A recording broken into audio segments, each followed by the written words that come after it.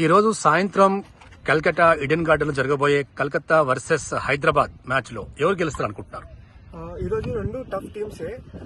ఇంకా చెప్పాలంటే ఎస్ఆర్హెచ్ ఇంకా కేకేఆర్ రెండు సక్సెస్ఫుల్ టీమ్స్. ఇంకా గౌతమ్ గంభీర్ మళ్ళీ కోల్కతాకు వాపస్ రిటర్న్ అవుతాడు. ఆయన 2 times కోల్కతాతోని ఛాంపియన్షిప్ గెలిచిండు. ఇంకా కోల్కతాలో చాలా మంచి టీం. స్క్వాడ్స్ కంపేర్ చేస్తే చాలా బాగుంటుంది. స్క్వాడ్స్ స్పిన్నింగ్ ట్రాక్ వాళ్ళు చేస్తే కోల్కతాకి చాలా ఈజీ ఉంది గెలవడానికి. ఇంకా హైదరాబాద్ కూడా అంతే ఏం వీక్ కాదు. వాళ్ళ దగ్గర చాలా మంచి పేస్ బౌలింగ్ అటాక్ ఉంది. Pat Cummins world cup winning captain, ఆ ఎక్స్పీరియన్స్ ఇక్కడ తెస్తాడు. ఇంకా వాళ్ళ ఓపెనింగ్ లో మయాంక్ అగర్వాల్ ఇంకా అభిషేక్ శర్మ ఫుల్ ఫామ్ లో ఉన్నారు. క్లాసన్ మనకి తెలుసు ఎట్లా ఆడతారు, ఫుల్ హార్డ్ హిట్టింగ్ ఆడతారు. ఇంకా రెండు టీమ్స్ చాలా కాంపిటీషన్ ఇస్తాయి. చెప్పాలంటే కోల్కతాకి స్పిన్నింగ్ అడ్వాంటేజ్ ఉంది. ఇంకా వాళ్ళ దగ్గర అంతా ఇండియన్ టాప్ ఆర్డర్ బ్యాటింగ్ ఉంది. శ్రేయస్ అయ్యర్ ఫామ్ లో ఉండే ఇంగ్లాండ్ సిరీస్ లో. ఇంకా రింకు సింగ్ మనకు తెలుసు ఏం చేసిండ్రు, 5 sixes కొట్టిండు ఎస్టీఆర్ బౌలింగ్ లో.